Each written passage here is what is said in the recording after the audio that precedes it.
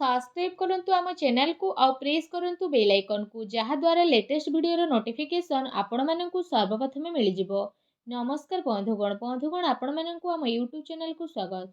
बंधुगण आज वीडियो रे जानिबा आगामी ए 15 दिन आपणकर किपरि कटिबो से विषय जानिबा, किंतु यहा पूर्वरु जदि चैनल रे नुआ करि आछंती तो चैनल को सब्सक्राइब करिनेबा सह पाखरे आसुथुबा बेल आइकन को क्लिक करंतु। स्वयं भगवान श्रीकृष्ण कहिसंती एते आपण सीधा सीधा हुअंतु नाही, कारण जंगल रे रहुतुबा सीधा गछ को ही सर्वप्रथमे कटा जाई थाए। तेणु आपण एते भी साधा सीधा हुअंतु नाही, आउ तेढ़ा मेढ़ा गछ को सब बेले छाड़ी दिया जाई थाए। तो एमिति रे अन्य जीवन सह पूर्ण रूप रे जीवा ठारू भल हेबो आमे निजे निजर भाग्य अनुसार जी नेबा। शक्ति को अपमान से मानि थाए जे असत्य द्वारा लाभ प्राप्त करि थाए। नमस्कार बंधुगण, जय माँ लक्ष्मी। आपण समस्त को आम यूट्यूब चैनल को पुणी थरे आउ गोटे वीडियो को बहुत बहुत स्वागत। ओम गणेशाय नमो। आज आमे आपण माननकु कहिबु आगामी ए 15 दिन आपणकर किपरि साब्यस्त हेबो। आपणक पई सुविचार रहिछि। देखा जाउथुबा स्वप्न स्वप्न होई रहि जाई थाए जे पर्यंत व्यक्ति निजर झाड़ को बुहाई न थाए।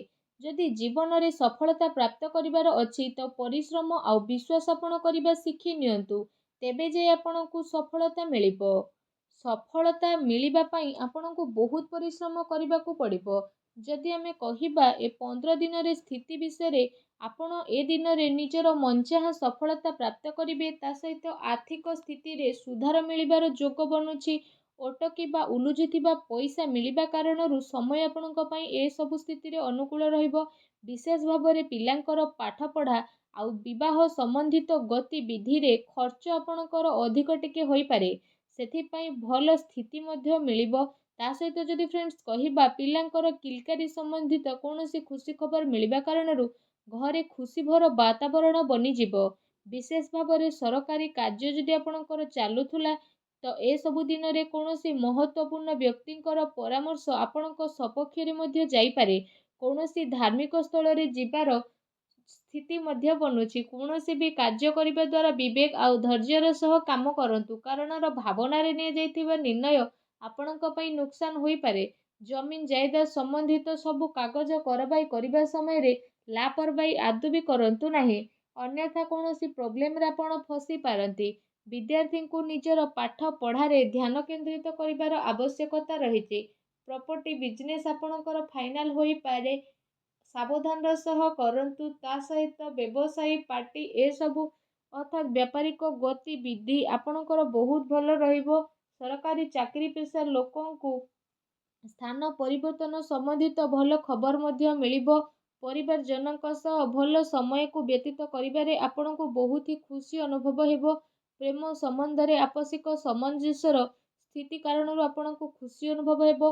ता सहित घरर कौनसी सदस्यंको स्वास्थ्य को नहीं चिंता आपणकर बनी रहिबो, किंतु एहा द्वारा आपणकर स्वास्थ्य प्रति सजग रहिबार अति आवश्यकता रहिछि।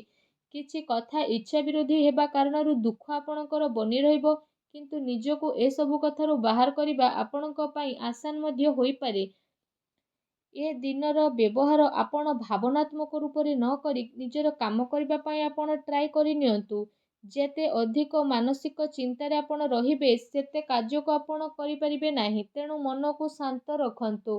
काम सिलसिला रे कौनसी व्यक्तिंक सह कथावार्ता करिबा समय रे शब्दर उल्लंघन करंतु नाही, नचेत परे प्रॉब्लम रे पड़ी पारंती। रिलेशनशिप सह जड़ित कथा स्पष्ट रूप रे सामना को आसीबो।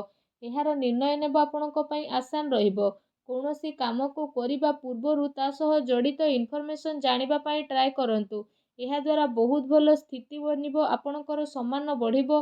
माता पितांकर वरिष्ठ लोकंकर मान सम्मान मध्य आपणकर बढ़िबार अति आवश्यकता रहिछि। ता सहित तांको आशीर्वाद और सहयोग मध्य आपणको प्राप्त हेबो। अन्य ठारो अधिक आशा करिबा द्वारा निजर कार्य प्रणाली रे विश्वास करिबार आवश्यकता रहिछि। व्यावसायिक स्थिति रे कौनसी प्रभावशाली व्यक्तिंकर मार्गदर्शन आपणक पई सहायकर साब्यस्त हेबो। कहार परामर्श रे आपण आदौ भी फसंतु नाही। चाकरी पेशा व्यक्ति को बहुत भल भाବରେ निजर काम को करिवे। एहा द्वारा अधिकारींकर लाभ आपणको मिलिबो। पति पत्नींक भितरे मधुरपूर्ण समय रहिबो।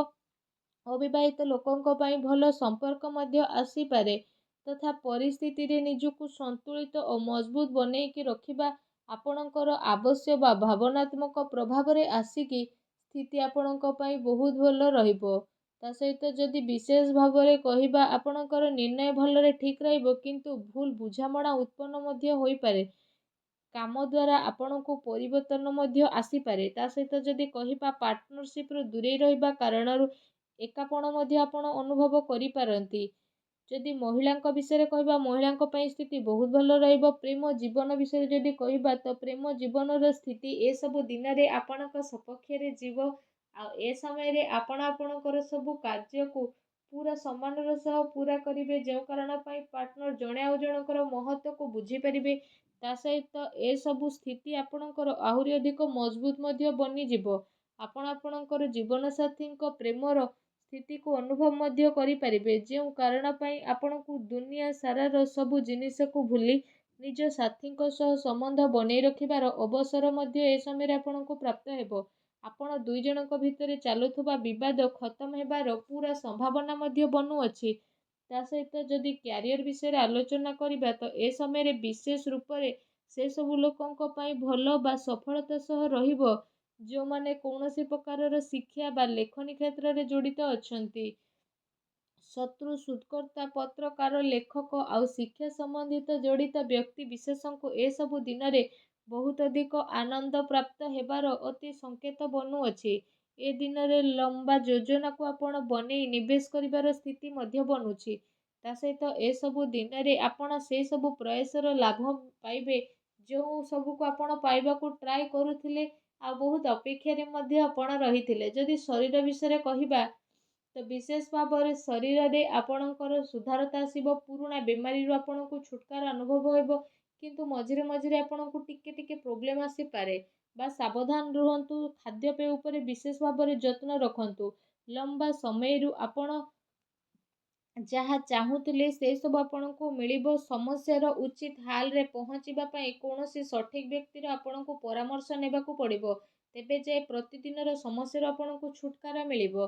ଏମିତିରେ କୌଣସି ମେଡ଼ିସିନ ଡକ୍ଟରଙ୍କ ବିନା ପରାମର୍ଶରେ ନେଲେ ଆପଣଙ୍କୁ ପରେ ପ୍ରୋବ୍ଲେମ୍ ଫେସ୍ ହୋଇପାରେ। ଭାଗ୍ୟର ପୁରା ସାଥ ଆଗାମୀ 15 ଦିନରେ ଆପଣଙ୍କୁ ତ ପ୍ରାପ୍ତ ହେବ, କିନ୍ତୁ ଯଦି ଉପାୟ ବିଷୟରେ କହିବା, ତ ଆଗାମୀ 15 ଦିନରେ ଭଗବାନ ଗଣେଶଙ୍କର ପୂଜା ଆରାଧନା କରନ୍ତୁ। ଘରୁ ଯେତେବେଳେ ବାହାରକୁ ଯାଉଛନ୍ତି ପକେଟରେ ଦୁବ ନେଇକି ଯାତ୍ରା ଆରମ୍ଭ କରନ୍ତୁ। ନିଜର କ୍ରୋଧ ଉପରେ ନିୟନ୍ତ୍ରଣ ରଖନ୍ତୁ। ତା ସହିତ ସବୁବେଳେ ସତ କହିବା ପାଇଁ ଟ୍ରାଏ କରନ୍ତୁ। ଦେଖିବେ ଜୀବନର ପ୍ରତିଟି କ୍ଷେତ୍ରରେ ଆପଣଙ୍କୁ ସଫଳତା ପ୍ରାପ୍ତ ହେବ। ତା ସହିତ ଆପଣ ପରିଶ୍ରମ କରିବାକୁ ଆଦୌ ବି ଭୁଲନ୍ତୁ ନାହିଁ। ଯେତିକି ପରିଶ୍ରମ ଏଇ ଆଗାମୀ 15 ଦିନରେ କରିବେ, ସେ ପରିଶ୍ରମର ଡବଲ ଫଳ ଆପଣଙ୍କୁ ପ୍ରାପ୍ତ ହେବ। ତେଣୁ ଏହା ରହିଲା କି ଆପଣ କେତିକି ପରିଶ୍ରମ କରୁଛନ୍ତି ଆଉ କେତିକି ଆପଣଙ୍କୁ ଫଳ ମିଳିବ। ଯେତିକି ପରିଶ୍ରମ କରିବେ ତାର 2 ଗୁଣ ଫଳ ଆପଣଙ୍କୁ ପ୍ରାପ୍ତ ହେବ। ତ ଆଶା କରୁଛି এই ଭିଡ଼ିଓଟି ଆପଣଙ୍କୁ ଭଲ ଲାଗିଥିବ। ଯଦି ଭିଡ଼ିଓଟି ଭଲ ଲାଗିଥାଏ ତ ଭିଡ଼ିଓଟିକୁ ଲାଇକ୍ଟେ କରନ୍ତୁ। ଆଉ ଯଦି ଆପଣ ଚ୍ୟାନେଲରେ ନୂଆ କରି ଆସିଛନ୍ତି ତ ଚ୍ୟାନେଲକୁ ସବସ୍କ୍ରାଇବ୍ କରିନେବା ସହ ପାଖରେ ଆସୁଥିବା ବେଲ୍ ଆଇକନକୁ ବି କ୍ଲିକ୍ କରନ୍ତୁ। ଧନ୍ୟବାଦ।